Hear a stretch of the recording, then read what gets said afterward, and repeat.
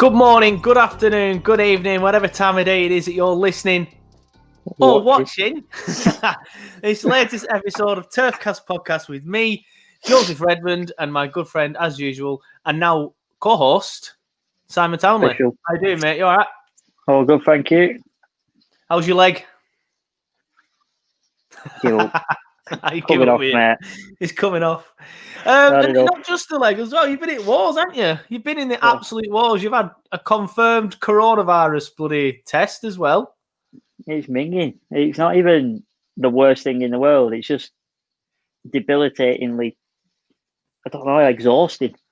Yeah, you just feel like you're on an hangover all the time. Yeah, like I feel like the day after a night out where you don't actually want to be sick, but you don't dare move. Yeah. That kind of feeling. Like the sofa, you're all right on the sofa. And then as soon as you get up and you get that hot, flushy sort of feeling, then you're like, yeah, I'm going to lie back down now. Yeah, it sounds like an hangover, that, doesn't it? But for like 2 weeks. Yeah, I'm meant to be out of isolation now, but I still feel dreadful. Yeah, well, you've been at wars, to be fair. You've been at wars, but you still managed to do the watch-along for me. But it was weird that way, because obviously you come out of hospital and you'd had the confirmed coronavirus thing in hospital. Then you came out, you were like relatively fine, obviously, apart from your leg, which is obviously a big issue. But then, so you did the watch-along for me, then you've got ill again, which is weird. So that the COVID, even though you got positive about 2 weeks ago, it's kicked in like recently. Weird. Yeah, it's a week after it kind of hit me the hardest. It's I presume maybe all the painkillers and things I were on after operation just kind of masked it, and then 3 or 4 days later, when they've worn off and reality kicks in, you start realizing that it's not the tiredness from the operation and the broken bones. It may be actually something like corona. Yeah, fair one. So you've been up to much apart from that then, apart from monging on your settee and limping around your house? Have you been up to much apart from that? Absolutely nothing. I've been in lockdown for 2 weeks. I haven't really told anybody. No one really knows I've even got it. But yeah, I've not put anything up. I thought I won't tell him beforehand. I thought I'll put him on the spot, and if he says, "Oh, I want to talk about it," I'd have took it off. But we've done it now. I'm not bothered. You'll be right. A lot of people... we think I've had it. I just haven't had a positive test. My missus had a positive test, and obviously we live in the same house. So if it's as infectious as they say it is, I would have 100% had it. I'd have just been asymptomatic, like Ian Warren, obviously Burnley assistant manager. But obviously, it was the same sort of scenario with you, wasn't it? Your missus works in a hospital, probably got it from there. She got a positive test, then you have a positive test as well. Yeah, it was. It's just one of them. I mean, I don't like whinging about it because there's people actually dying from it, and I'm just feeling sorry for myself. So I'm just trying to get on with it. Fair enough. Totally respect that. But yeah, as mentioned, Sam, I did do the watch-along for me. Unfortunately, it wasn't the most entertaining of games for you to do the watch-along. But the watch-alongs, if you aren't aware of them, we do them for every single game. I don't think we've missed one yet this season, which has been absolutely fantastic, considering I've missed 2 or 3 of them, I think it is now. So a big thank you to you, Simon, and to Johnny and to Jared for stepping in. And I know there's other people waiting in the wings as well to step in if needed. So I don't think we will miss one this season, which I'm absolutely buzzing about. So if you haven't already been watching them, please come and join us on currently Facebook and Twitter. But I want to mention this Facebook stars issue because on the last podcast, I sort of like bigged them up saying, they got it wrong, but I complained and now they've took it off and they've given my stars back. For some fucking reason, unbeknown to me, they took them back off me straight away that day. And I was like, what? Why? And they didn't even tell me why this time. So we currently don't have Facebook stars. So if they don't pull the finger out, I might move the streams to just YouTube. But that's just me thinking out loud. It probably won't happen straight away. The only problem with doing that is I won't get as many views. Or I might just, I don't know. I'm just thinking out loud. But Facebook need to basically pull the finger out the arse. But yeah, my point is, as I was trying to get to before I started digressing like I always do, is watch the watch-alongs, please, if you haven't already, because we are doing a lot more stuff on that sort of vibe as well. We're not just a podcast anymore, I think it's fair to say. We are pretty much the king of Burnley social media. But anyway, before I piss off about 5 different pages, it's just a tongue-in-cheek joke, lads and lasses. Please don't hate me. Let's go to the game. Then I have mentioned the game. I said it wasn't the most entertaining game. It was, of course. Before I get into the game, I know people have a go at me. Garros especially. for saying I go around the houses too much before I get into the Burnley chat. There's one more thing I want to mention. Just look down on my notes and it says the word farting. Now, I forgot to Fartgate. Yeah, last week, someone sent me a reply to one of my tweets on the Turfcast account on Twitter. Apologies, mate, I've not got the tweet up in front of me. I can't remember your name. Saying, something about me farting at 2 minutes 30 seconds in. I'm like, what? I don't remember farting. If I'd have farted, I'm sure I'd remember. I was in the kitchen at the time, and I was on a chair. I leant forward at that point, and the chair creaked. I did not fart. Anybody who did think I farted at any point, I didn't fart, but that's why I'm in the bedroom now. The bedroom, it doesn't make any noise. If you're watching on the podcast, you'll see that I'm moving around. There's no noises. The worst thing about it was that I was just saying at that particular point when it made the noise was that I'd had a few beers. So I went, I've had a few beers, and it went. Like that. It's just horrendous. It was just horrendous timing. But I just want to nip it in the bud before anyone thinks I'm guffing on the podcasts. I didn't guff on the podcast. So yeah, it's a southern word. I think the only time I've ever heard someone use the word guff is a southern lad from London. So I think it's a Cockney word. But anyway, less of the farting, less of the horrible words or the passive wind, and we'll get into the actual football because it is, after all, a football podcast, and it is, of course, a Burnley podcast. So let's talk about Brighton 0, Burnley 0. You'll watched it better than me, Simon. Obviously, well, mind you, you're doing the watch along. I know it can be difficult to watch and pay attention to the game and interact and all that sort of thing. But what did you make of the game? It were a game of, like, instead of a game of 2 halves, it was more of a game of 2 sides, and I'm not talking Burnley-Brighton, I'm talking Burnley-Burnley. It was sort of defence versus attack in sort of criticisms and positives. The defensive side were spot on there. We were bang at it. We were defensively solid. You know, the back four was the old-fashioned four of successful seasons gone by that have done really well, and they look nowhere near the best, don't get me wrong, but they look on the way towards it, let's put it that way. 5 including Nick Pope. Midfield, defensively, fantastic. Again, backtracking, getting involved. Dwight McNeil covering, coming back. It's just the other side of it at the minute. It's just the midfield to attack. It's just not happening. We've got zero build-up play. We've got zero confidence, and it's affecting everything from the minute we get hold of the ball to try and sort of the minute the strikers are creating a chance or getting a chance. It's difficult at the minute for the strikers because I don't believe personally, there's a lot of argument for this, but I personally don't believe no matter what 2 you've got up front at the minute, the chances aren't there to score. That's my problem. And it was apparent. I think that is obviously, you can look at games like West Brom and see a chance there where we should have scored and the season would have been looking not brilliant. We'd have had 2 more points, but it would have looking a little bit better because we'd have had that win and we wouldn't have been this big issue about the amount of points we've got. But for the most part, yeah, I agree. The chances aren't there. So what is the issue then for you? Do you think it's in the middle of the park? Do you think it's the crosses aren't coming in as much? What do you think it is? Yeah, I think it's middle of the park, mate. I think, like you said, Dwight's doing everything he can do defensively. Is he getting time to get up the field? Is there too much pressure on him to carry that ball? Because there's no other real outlet apart from the long ball up to Wood. And if that ball's not, 90% a perfect ball, it's difficult for a striker on his own to be isolated up there, especially when you know what our game plan is.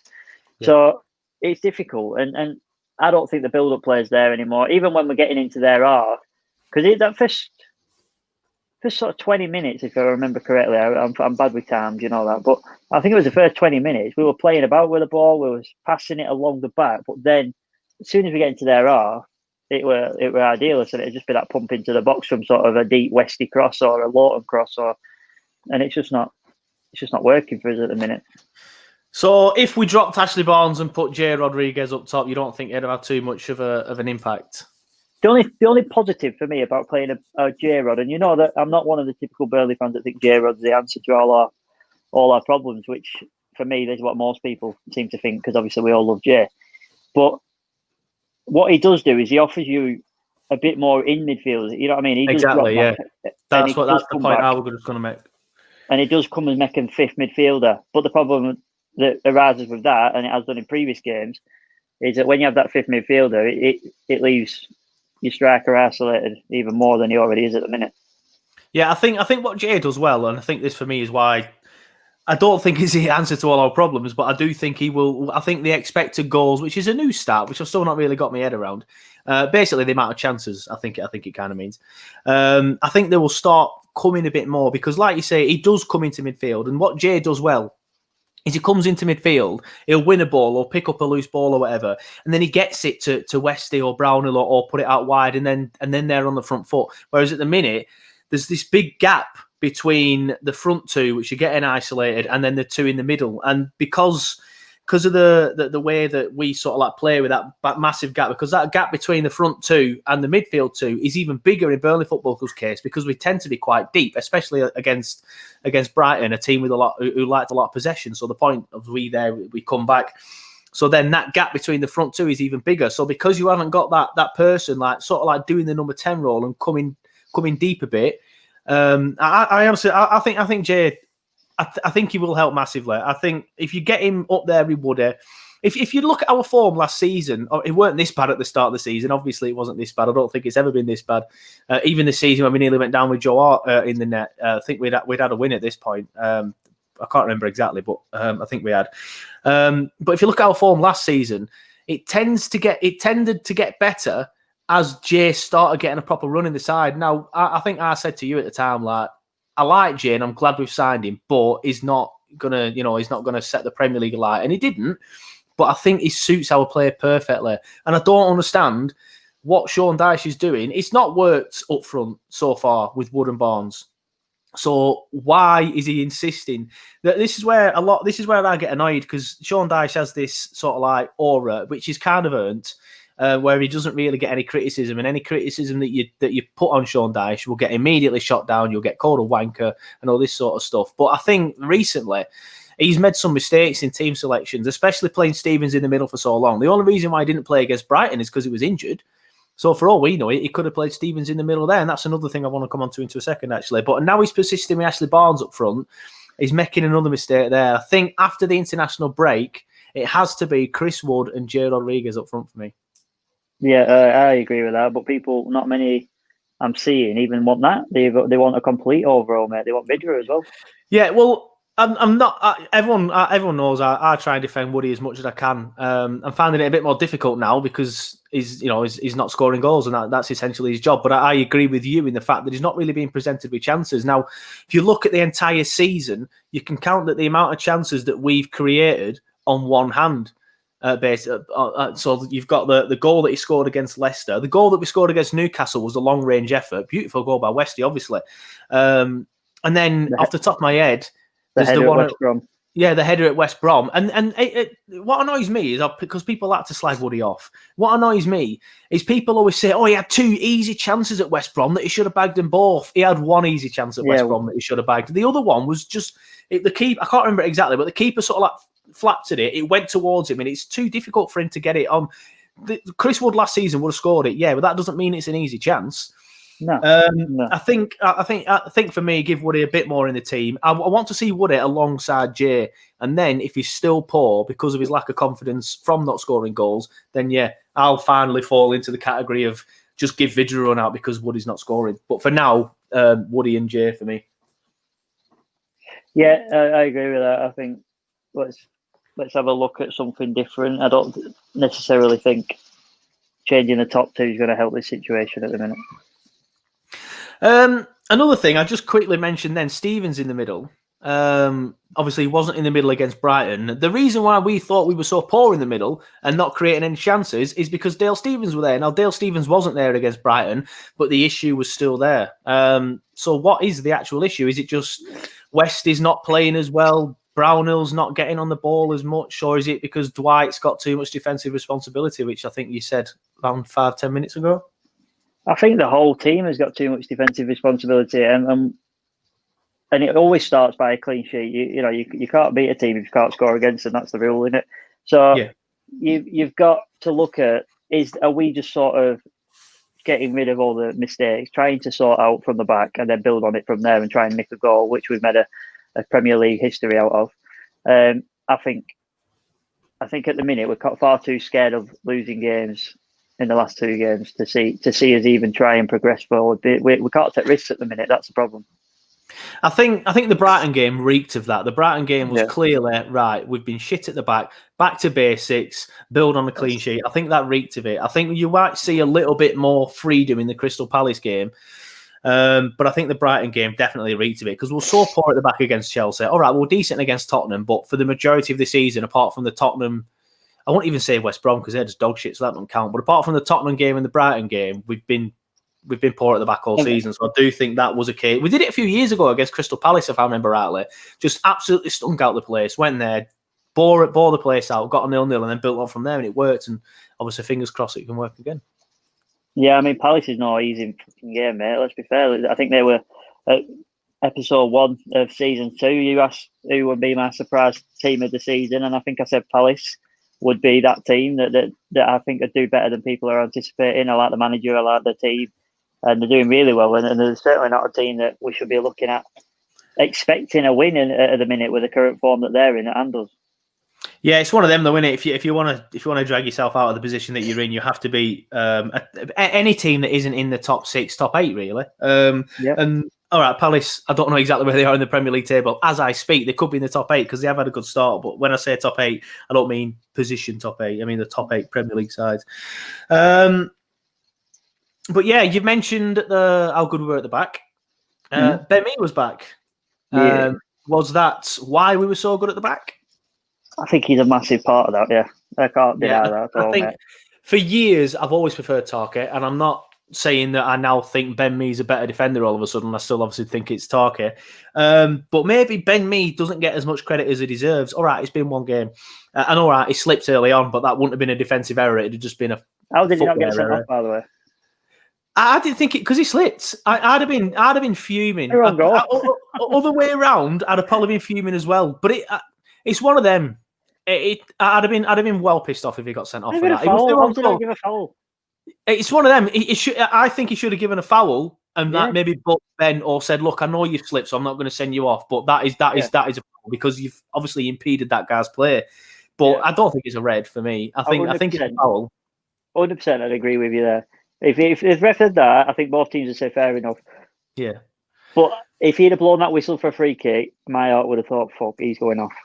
It's one of them, though, isn't it? In the VAR generation, you would hope they'd be like, well, he's clearly slipped, but the VAR is absolute dog shit that you can't really rely on it for anything at the minute. Not for teams like us, anyway.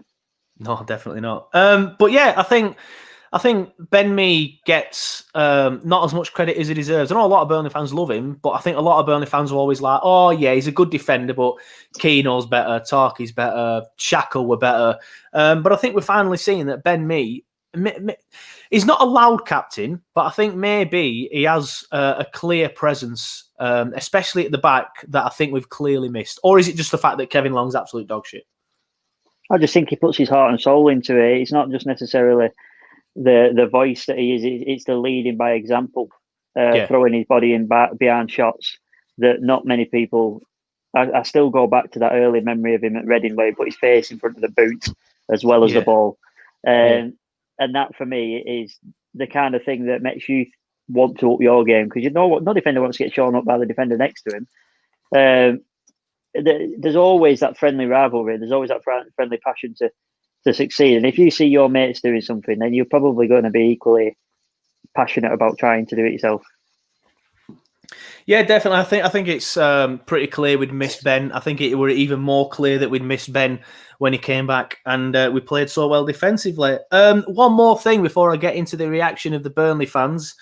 Ashley Barnes, there's been a bit of a debate on Twitter. Again, apologies. I can't remember what Twitter account it were that said it, but a few people are saying he's past it. A few people saying he's not good enough anymore. Some people defending him. Where do you stand on it? Mate, you could say the whole team are past it on the first 7-game basis. None of them have turned up yet. So I think that's very quick to jump the gun, let's put it that way. I think Ashley Barnes, he's 30. He's got a lot more to give. About that, yeah. I think he's 30. I think there's a lot more to give than just... You got to bear in mind as well, he's come back from an injury. He's come back from an operation, not just an injury. An operation. It's a hernia operation. Let's cast our minds back. Obviously, people of a certain age will remember when Robbie Blake were out with a hernia operation. And when he came back from that hernia operation, it took forever to get back into his stride, and he were poor. Then after a run of games and fitness, and I think some time off as well in the end, because I think the hernia operation happened and he had played a few games. It was shit. Then we had a summer break because the season had finished. When he came back that season, he was absolutely class. I think I've never had a hernia operation, but it's obviously like there. It's just what your groin sort of like area down towards your stomach. I can imagine like when you're sprinting, running, breathing, everything's just going to hurt that sort of area, and it's going to be straining him massively.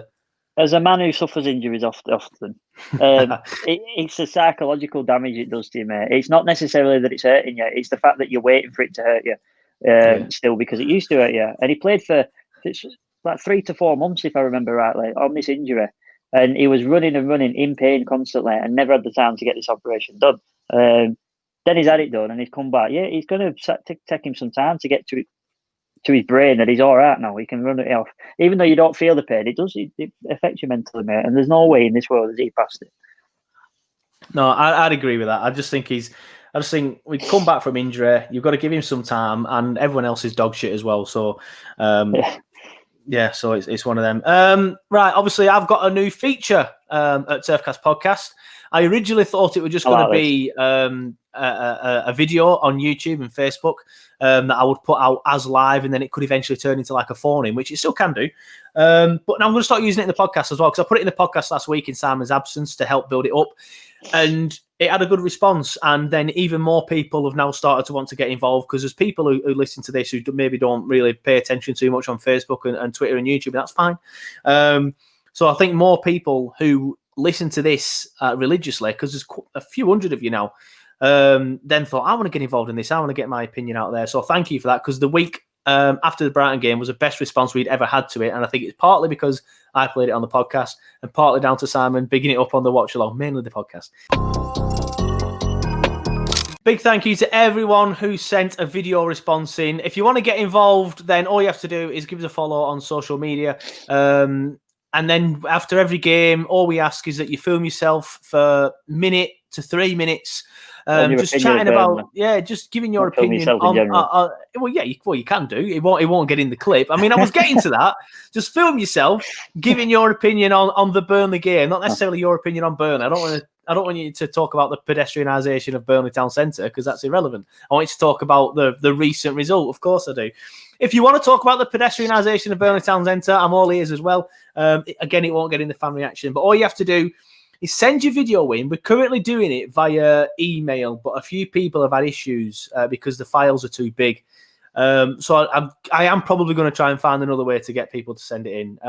Stuart Kirtley sends it. Well, yeah, that's a lot of people did it on WeTransfer. Nathan, Sam, some others. I think Neil does it on WeTransfer. Oh no, Neil does it via Google Docs. You can do it via Google Docs as well. That's another way.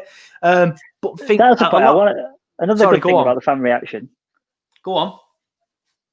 Putting faces to names. Neil Layfield looks completely different to what I'd expect.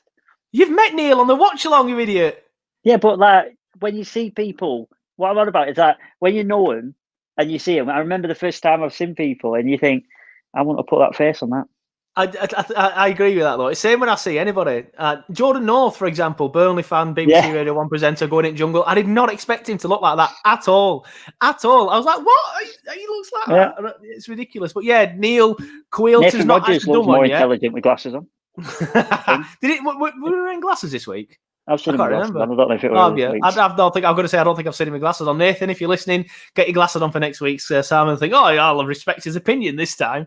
It was good like that. He's going to be fuming. It's good.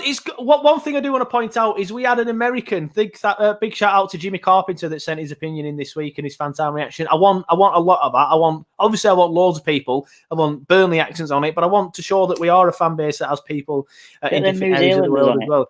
Well, if you're listening, New Zealanders, get on it. I do sort of like post some things in the group sometimes, but it was good to get Jimmy on. And again, it was different. I was like, I expected Jimmy to be wearing a cowboy hat or something like that. But anyway, make America great again on. Yeah, well, I don't know about that, because that's a political statement, isn't it? So he might not agree with that, but at least he could have wore a cowboy hat or something. By the way, Jimmy, if you're listening, you don't have to wear a cowboy hat next time, but it would be funny if you did. But yeah, big shout out to everyone who gets involved, and we're looking for more and more people to get involved. So if you want to get involved in the next game, obviously it won't be until next week now, then just send your video in. Keep your eyes peeled on social media about where to send the video. I might have an idea about what to do next week. For those of you that know me personally, just film it and send it on WhatsApp like Robbie Lindsay did once. It though. Keep them coming, they're good. Yeah, I'm enjoying it. I am enjoying it. I think it's good. Like I said a million times, no one gives a shit about mine and yours opinion. I'm surprised so many people listen to the podcast. We're just another two idiots with an opinion. We are nobodies. So I want to give other nobodies, like other Burnley, nobodies is the wrong word, other Burnley fans, like their opinion, like a platform that they can speak on as well. So if you want to come on and say Burnley is shit, then you come on and say Burnley is shit. Or if you want to come on and say, hold on, I don't agree with all these people saying Burnley is shit, you come on and argue with them. That's perfect. I want different opinions. The beauty of it was a couple of weeks ago, I remember after the Chelsea game, I think Kieran came on and he was like, that's pathetic, that's a disgrace, I'm out of order, that, shambles. And then the next one after that were, what's the problem? Of course we were going to get beat. So it's one of them. I think that were Robbie. So it's one of them. I love getting different people's opinions on, and that's exactly what it's about. And no one gives a shit what me and Simon has to say. Everyone gives a shit what the Burnley fan base has to say. So if we want to get more people on, we will do. Right, one thing I forgot to mention at the top of the show is our sponsors. We are, of course, sponsored by Pitch Sports. Their name is currently at the bottom of your screen now, but I am just going to change it because I haven't changed it for a while. So there you go. But it was at the bottom of your thing. There you go. There's the app. I've just opened it up. Hopefully, it lets me log in this week. It has done. There we go. And there's my beautiful face. There we go. As soon as you log in, you see my beautiful face. Now, I had a bit of an issue last week. It again didn't let me log in. Now, I think Robbie had an issue where it wouldn't let him log in, so I think it was just down everywhere. So I didn't get to read your responses out to the fan time question last week, which I just did in my front room last week. Normally I come upstairs for a good backdrop, but last week I cut my arse, so I just did it in my front room. But last week I asked, yeah, could have been. Last week I asked you what you wanted to do differently up front to try and get some more goals. So what I'm going to do in this point is I'm going to talk about the questions you all gave to that answer. And then next week's the answers. I did this last time. The answers you gave to that question, right? That's what I meant. It's obvious that's what I meant. You're just pulling me up. You're pedantic. And then next week, there is a new video which has gone up today. So it gives you a week to chat about that and answer them. And me and Simon will talk about that in a second. So I asked you what you would do differently up front. Me and Simon have just answered it, so I don't need to ask Simon again. But I will go through your answers now.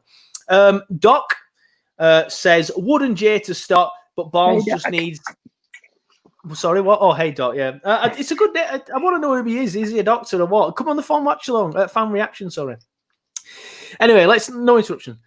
Wood and Jay to start, but Barnes just needs to get time. As for Wood, everyone has off periods. Goals will come. We just need time and service with them. That's the best thing I've ever heard anyone say about Chris Wood. That's my Chris Wood opinion. That good lad. That's summarised perfectly. It was well done, Doc. What's up, Doc? Well done.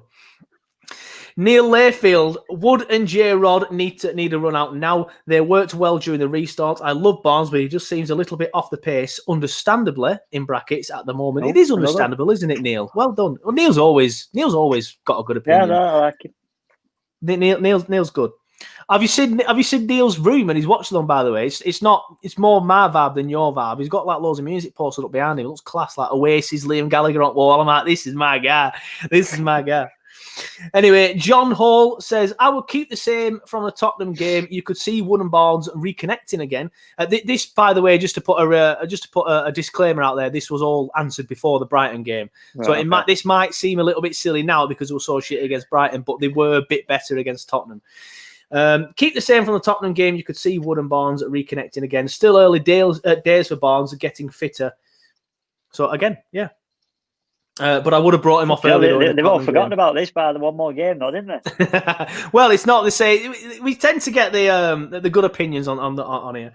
David Ashley says, we've more options than we think. We can use McNeil and Jay better than we do. McNeil, for me, excels when he's in a number 10 role. There's a few people sort of like murmuring about putting McNeil in a number 10 role again, taking the shackles off defensively. Sam L says, J-Rod has to start for me. By far our most creative player behind McNeil. Playing Brownell on the wing doesn't help us going forward either. Surely Brady is a better option than Stevens. Again, this is before the Brighton game. But yeah, I'd still agree with that, to be honest. And Nathan Rogers says, I think Barnes and Wood are too similar. That's me getting it wrong, by the way, not Nathan. I think Barnes and Wood are too similar. I'd like to see Jay and Barnes. He wants to go Jay and Barnes for a game. Barnes to get the ball down and give it to Jay, who's looked by far our most creative player so far going forward. So, yeah, so a good range of opinions there. I've not seen anybody, though, before say they want to see Jay and Barnes up top. It's normally Jay and Wood or Jay and Vids, a complete overhaul, complete change, entire style of play, and get Jay and Vids on there. But in the times that we have had to play Vids, he has done well, Southampton last season and things like that. I've seen your friend, Alex James. Go on. I'm aware of Alex. Yeah, he's a colleague. Blank Slav guy. Blank Slav, yeah. Alex, it's called Alex James, yeah. Yeah, I say your friend. I think I met him once. And I've never met him. There you go. He's more your friend than mine. I was going to say that. And then he put on it that he wants to see a diamond shape on his. I did see that. I'm not a fan of that. I'm not a fan of that. I know a few people want to see. I could understand why you'd want the diamond to try and give McNeil a bit more attacking freedom. But we're at our best when we get the balls out wide and you get them in the box. We're at our best when you get the balls out wide and you get them in the box. I don't understand this obsession with playing a midfield diamond because a lot of Burnley fans want to do it now. Get the ball out wide, whip him in the box. Chris Wood, bang. Jay coming back in the middle. Getting it out wide, that's when we're at our best. I don't understand the point in changing the entire system. I learnt my lesson on the Everton game when I was one of the people that were calling out for, why don't we try 5 at the back with wing backs? Played it against Everton, 5-1, 5-0 at half time or something like that, weren't it? So, that game will do me. Yeah, that game, man. I just think play to your strengths, get it out wide, get it in the box. If you create a diamond, you're probably going to go too narrow in the most part, obviously. Anyway, like I said, this week's video is up. I will promote it on the social media channels probably as of tomorrow. Really, I want to know, and I'll ask you, Simon, now. Have you pressed the panic button yet? I know our good friend Robert a couple of weeks ago, he was like, "Nah, I think we'll be right. We'll stay up." But after that Brighton game, he's like, "That's it. We're going down." So that's one who's pressed the panic button. I know a few other people have pressed the panic button. Me personally, it all rests on the Palace game. If we get beat against Palace, panic button down for me. I've certainly not pressed it yet. I'm always an optimist anyway, so it'll take a while. It'll probably take the day of relegation to say, yeah, fair enough, I think we're going down. But I'm not panicking yet. I think we've shown signs of improvement in the last 2 or 3 games, even if the results aren't reflecting what we need them to reflect. But yeah, no, I'm not pressing no panic buttons yet. I think we'll be all right, and I think we've to find fitness and form yet. So exactly that. I think there's going to be a part of the season where we will find form. Hopefully, we can continue that form. I still genuinely believe, which is the more important factor, there are 3 worse teams in this league than us. Yeah. That is it. If Tarky leaves in the summer, which we'll get onto, in January, that could change. But for now, there's definitely 3 worse teams than us. I think Sheffield United. I don't know why they're so shit this season compared to last season. It's probably about Henderson going back to Man United. I'll presume that's what it is. Fulham and West Brom, of course, they're dog shit as well. I still think we're better than Newcastle. I know they beat us and beat us convincingly, but we were very poor that game. And I think once we hit our stride, we're better than teams like Newcastle. That's probably it, to be honest. I still think we're better than Leeds. I think Leeds have just had a good start to the season. How shit are they at the back? How shit are they at the back? Me and you do a better job than that. They're all right going forward at the minute, but that's going to fade. I'm telling you now. I get tired watching them, mate. The intensity they play is ridiculous. But they can't play like that all season. Exactly. They cannot play like that all season. They're playing like that now because they're like, oh my fucking God, Premier League, get in there, smash them up. It's already fading. They were shocking against Palace, shocking against Leicester. I've seen better defending at Fuller's Colts under hands. Bielsa's a joke. He ain't got a clue. No, that's a bit harsh, that. But I still think they'll fade. They'll stay up. I think they'll stay up quite easily. But I think they'll fade. Whether I think we'll finish above them or not is another matter. I think we're better than them. I don't think we'll finish above them. But again, that all depends on James Tarkowski. I wasn't originally going to talk about Nick Pope, but what I'm going to do, I'm going to talk about James Tarkowski now so we can end on a positive. I don't want to end on a negative. It's like going to bed on an argument. It's never good. I want to end on a positive. So we're going to talk about James Tarkowski now. Just before we get onto it, because Simon's already squirming, which fucking love. I absolutely love. For those of you that don't know, I'm sure every single person listening to this podcast will already know.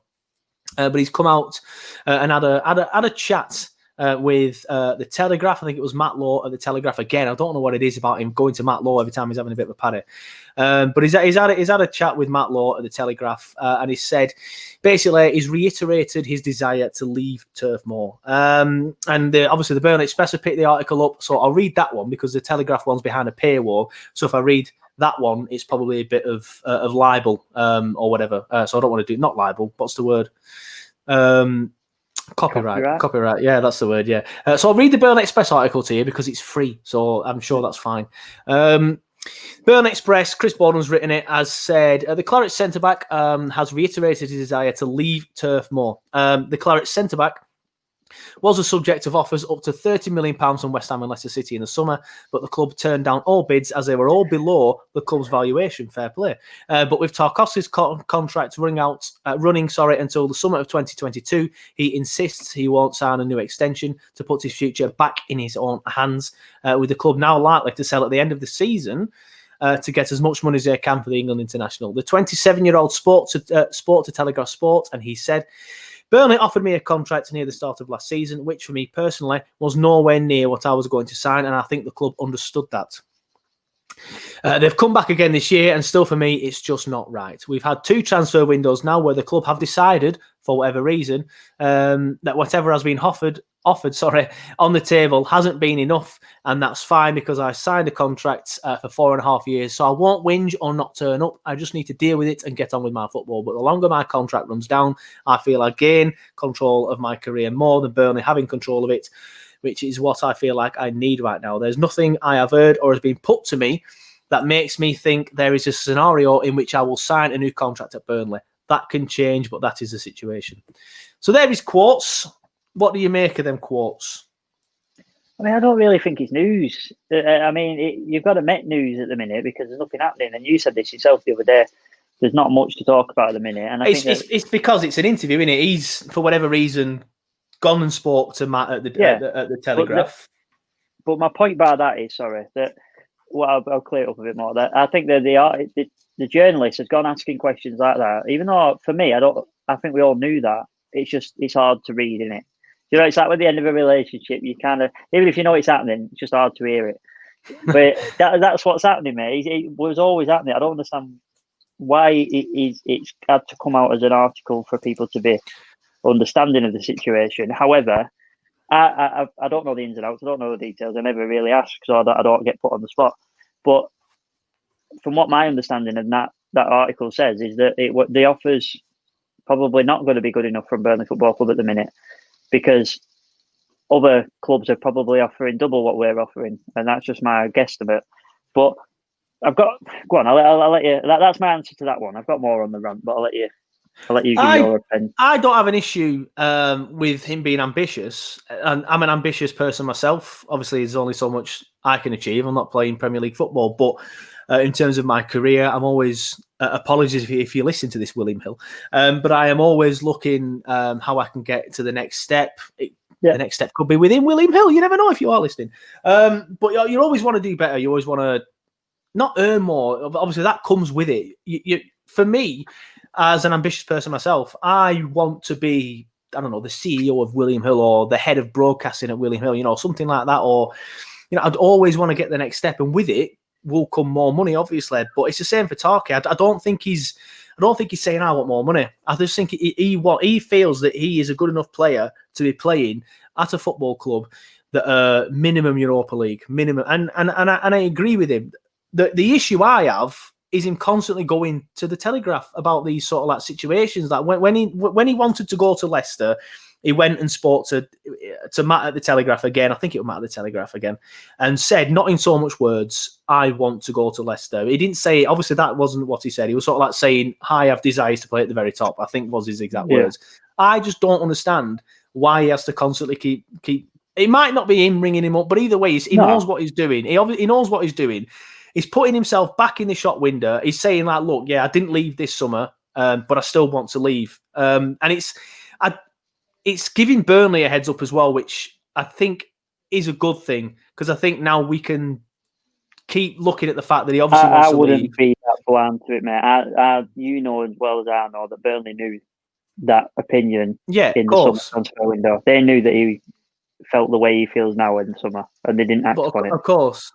But if he's still doing this and still saying, if he's not getting his way, like you said, for all we know, he could have been chatting to people at the club and saying, I want to leave, but things might have, slowed down a bit at the club. So he's now having to go to the press and things like that. I just don't like how he keeps doing that. That's what's annoying me. It can be dealt with in house. You don't need to ring the fucking Telegraph up. It can be dealt with in house. And the timing of it. The timing of it isn't good. No, the timing. With the January transfer window coming up as well, I think, and as Chris Borden says, they're looking likely to sell in the summer. That would obviously be the preferred option. But if you want to get more money out of him, well, not out of him, out of his sale, you need to sell him in January because prices are inflated in January. He's still got a year and a half left on his contract rather than just a year. So I think you should sell him in January now. Obviously, it depends on the if he can stay and keep us up and then leave, fine, you do that and then go with your best wishes. But if we're still rock bottom, not that we're rock bottom, but we're still looking like we're going to go down, which we do at the minute, and then you might as well be like, oh, okay, we're going down anyway. You might as well sell him now and get 35 million rather than getting 15 million next year. But that's another issue with this sort of interview is we've lost probably 10 million on his valuation now because everyone again knows that he wants to leave again. So I don't mind him being ambitious, and I fully expected him to play for a different club and a better club, and I think he deserves it. I just don't like him the way he's doing it. What if this desire for it all to be done in house that you speak of and not going to the media? What if that's been tried? What if that's been done? Yeah, it might have been. It might have been. Obviously, it might have been. But what if the correct? Yeah, it might have been, but it I don't know. It's one of them, innit? Like it could have been, but we've only got to listen to the we don't know. Words, control and contracts, and an offer was made that was nowhere near what his expectations were. They've all been said in this interview. And what if he did try and take control? He did try and do something, but Burnley kept control of the situation, as you said, which is what you want them to do, and myself as a Burnley fan. However, I said to you in the summer transfer window, the ideal scenario is if we can drag this out until January and get an adequate replacement in now, meaning summer, or by the latest January, to either sit there and watch him and play with him and play with Ben and whatever, and then come in January if Tarky goes, then get the maximum amount of money we personally can. That for me was the ideal situation. I said it in the summer transfer window. I'm saying it again. But the problem is, I don't think we're dealing with the situation correctly. I don't think it's necessarily the players. I think it's the club. Going to why is he in this scenario? And people, I've seen comments, and I'm not even going to read the names of the comments because the point of them are, there's two types of people I'm reading. There's one that's saying absolutely, why wouldn't they? At the end of the day, all of us as fans have all whinged passionately enough. This club is not backing us. Back Dash, back the players, back whatever. They're not doing it. So if you're not showing any sort of, you just said it yourself, you wanted to progress, you wanted to get to a certain level in your career. If the club's not showing that sort of ambition, then what's that going to do to the players' morale? So that's my first point. My second point is, if the Brentford situation when it came to Burnley, that all these people that are vocally saying the negatives now, that are vocally saying, well, fucking then, let's get rid of him. We don't need players like that, whatever. They were the ones that were celebrating getting this new signing from Brentford. We were the bigger club in that scenario, and they were quite happy to be the bigger club. These fans, they're the same fans now that are whinging that they're the small club in this scenario because other clubs are going to be wanting this player, and he's tempted by the situation. So it's just the game of football. And my third point is, most of these players in this Burnley squad, I'm trying to think, probably one in this Burnley squad is a Burnley fan. The rest of it, it's a job, mate. And we hate to accept that as Burnley fans, but it's a job to them, and it is to every other club in the 92 teams in the Football League. It is a job. And if you said it, and I said it, if you worked for Burnley Media, and you got that dream job at Burnley Media, but then England came, or Man United came and said, yeah, we want you to head our media department at 30 grand a year more, you'd be hard pressed to say no to that. I don't give a shit. And I would as well. And people need to put it back into perspective. Yeah, I don't have any. Like I said, I don't have any issues with you being ambitious. I just don't. The way it's the way it's happening is not to my liking. But I do agree with the fact that the club are dealing with it all wrong. I think the way that we've dealt with things for the last year and a half has been all wrong. I think we've got to where we are by being a well-run club where everything's being dealt with perfectly. To all of a sudden now, just everything's shit. Like it's like the phones are turned off. Yeah, I know. It's just ridiculous. It's like we got players in. We improved them. We sold them on. We got someone else in, improved them, sold them. Now all of a sudden, everything stopped. It was like a production line. Someone's turned the production line off because, well, for whatever, it must be the takeover. That's another debate. We've had that debate a million times. It must be the takeover. Once that takeover starts again, we can press the conveyor belt, get Tarky out. I've got no issues with Tarky. I still love Tarky. Like I said, I don't mind him being ambitious. But if you don't want to be here, you might as well sell him in January if we can stay up or if we're already down and then get another player in. But like you said, I agreed with you in the summer as well. We should have brought somebody in the summer from the Championship. Yeah, to get used to the way we play. And then in the summer or in January, sell Tarky on and he comes back. But it's don't mind him being ambitious. I didn't expect him to stay at Burnley forever. I just don't this national media thing, and it just seems that now he's clearly not happy here in the sense that he wants to be at a bigger club. I still think he likes playing for Burnley. He clearly feels it's now his time to go. Yeah, it's just like you said, he's 27, I think, and he's opportunities knocking. And then I think everybody in this day and age, especially with COVID, lockdown, football's changed, the fans aren't there at the minute. It gives everybody a chance to reflect. And I think his reflections, his mind seems to be made up. And I wish him all the best personally. But I can't say that he hasn't done a shift for us. Let's put it that way. I think he's done more than a shift. Yeah, definitely. We will move on because my battery's on 11%. So I don't want it to cut out halfway through. But the one person I feel sorry for, if Tarky leaves, Matty Lawton. He'll be gutted. He'll be gutted. He'll be gutted. He will, but he's that's his little buddy, best innit? bud. Best mates, yeah.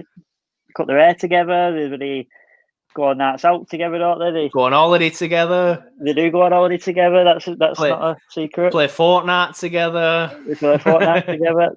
And Poppy's part of that circle as well now. And he's a little family unit, so to speak, at the back. And it'd be a shame to see it parted. But like you said, Burnley should have invested and brought somebody else in to try and fit that gap. Get that conveyor belt going again. Get that conveyor belt going again. Get someone else in, get Tarky out. Just do what we did well for so long. And then when the Americans come in, if the Americans come in, or the Egyptians, hopefully not, get that conveyor belt going again. And we will be all right. We might go down this season, but we'll be all right.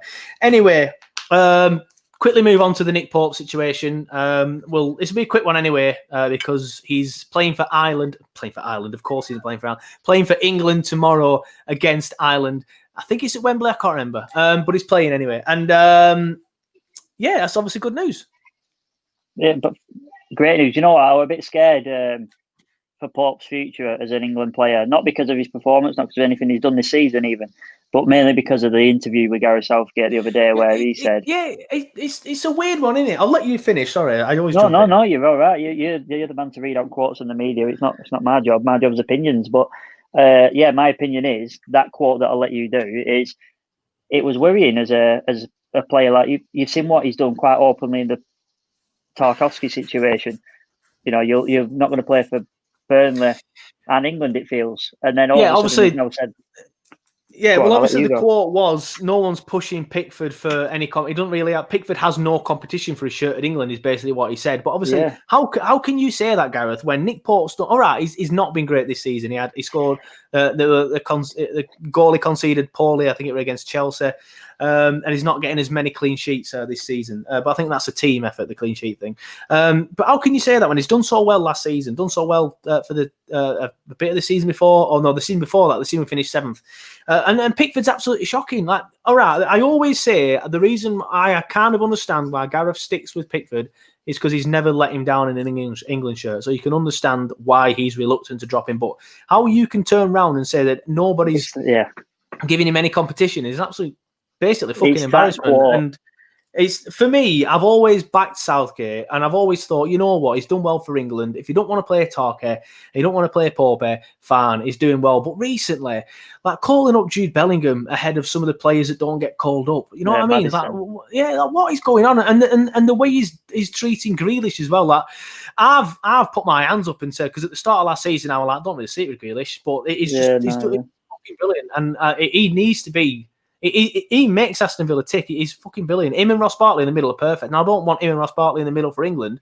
I don't necessarily think Grealish should be the main part of England's squad, but he should definitely be in the team. And the fact that he barely gets a call up, or he just gets a call up, he's like the last person on the call up sheet, is a shambles. And I think I'm going off Southgate rapidly. And I liked him. I like following England. I still do. I get a bit bored watching England now because of the style of play. But I think I'm going off Southgate massively. And if he got sacked tomorrow, I don't really think I'd care. No, I won't. Apart from the fact that Dyche is favourite. Yeah, well, you know what? If we were shite again, or we got a good replacement in, I wouldn't begrudge him that either. That's the pinnacle of management, isn't it, for English managers? I have just had the low battery notification. But yeah, it's one of them. Why I want to talk about the timing of Southgate's comments to then 2 or 3 days later calling someone else up. Yeah, what's he doing? That's my problem. That's where my worry were. I thought, why on earth would you say that? Because I understand what he's doing. He's trying to sort of keep morale for Pickford because he needs it, mate. And if there's ever a time a player has needed an arm around the shoulder in the old-fashioned sense, it's now. You can do that without slagging the other keepers off, which is I think is what he's done. Exactly. And whether that's just poor choice of words, I think he would regret that hearing it back in a few years' time. I genuinely do. I don't think it was ever said to necessarily stop, but I did believe that when he said that's Nick Pope's England career halted almost. But it's amazing, isn't it? The narrative that you allude to often about the England team, and all of a sudden, again, Nick Pope's the flavour of the month on England's social media posts. Exactly. I told you. Today. Told you a million times. Told you a million times. You can see it a mile away. When something's going to happen, just look at a club's social media accounts. I've worked in it, so I can see a million miles away. It were obvious. Kind of. I think we kind of knew before, didn't we? Because of the stuff. I think with the Wales game, I think me and you were talking, saying he's clearly starting, and then he did. I didn't recognise it as much this time because I've not seen that goal, for example. So I've not. Yeah. I've been a bit busy this week. Obviously, getting keys to another house and stuff, and I'm working 5 days this week. 50 hours, that is, by the way. I've not paid too much attention to social media, so I've missed a few things. So I didn't know too much this time. But the Wales game, it was so obvious that they were playing. Exactly. So it's interesting to see the backtrack and this game. I didn't think I'd see the backtrack so fast. I honestly didn't. No, well, thank you for that. We're going to have to wrap it up because I'm on 6% now. Anything else you'd like to add quickly? Or no. I've seen in fact, to be fair, a quick one. But did you see the Lenny John Rose on Soccer AM on Soccer Saturday? Sorry, on Saturday. No, no, I didn't. I was working. Obviously, Lenny John Rose did a bit of an interview with Sky Sports. It was him and interestingly, the ex-Liverpool right back.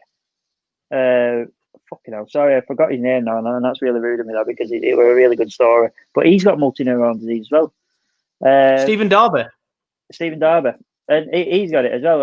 And just hearing this sort of interview and things like that, and I put a tweet out there, and you retweeted it, and it got a really good response. But it'd be nice to see Burnley Football Club do something in terms of maybe recreating an old shirt with John Rose on the back and helping out, because he's not asking for extortionate amount of money. He's asking for 92 grand, £1,000 towards the charity for every club that's in the Football League, and I think Burnley Football Club could do a bit for that. Yeah, definitely. You know what? I'm a bit annoyed at myself now because the plan was to wear that shirt for this for this podcast. It's in my little box that my laptop's resting on, but I forgot to wear it. One thing I knew why it was Stephen Darby is he played for Bradford, and that was the club that he played for the most. And there's banners all around Valley Parade.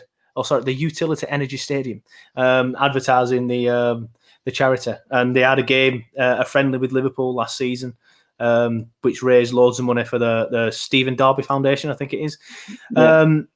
And you know what? I've been thinking recently about maybe doing something charity based on this podcast, but I don't want to think out loud too much about that because I've got ideas that I want to run past people before I think of anything. But I've got what I think is a good idea. But we'll get onto that in a bit. But anyway, I'm on 5% now, so I need to wrap it up. I'm having texts off the missus because I'm in the bedroom and I think she wants to go to bed. So if she does want to go to bed, then I'll get on Call of Duty tonight. But she doesn't. I've just read it. She wants to put the little lad to bed, so it's not her going to bed, unfortunately. But we'll wrap it up then. Big thank you to Simon for coming on. If you haven't already, please do follow us on all the social media channels. It is on the bottom of your screen now. If you're listening on the podcast, it is just Turfcast Podcast on any social media platform, and you will find us. If you want to get involved in the fan reaction, again, keep your eyes peeled on social media. I might be changing the way people send them in to make it a bit easier. But if not, it'll just be an email job. But yeah, thank you everybody for listening. Thank you to Simon for coming on. And yeah, we will see you because obviously there's no action this week. So there's no watch along, there's no fan reaction, there's nothing. So we'll see you on next week's podcast, which will be our usual time, usual place. See ya.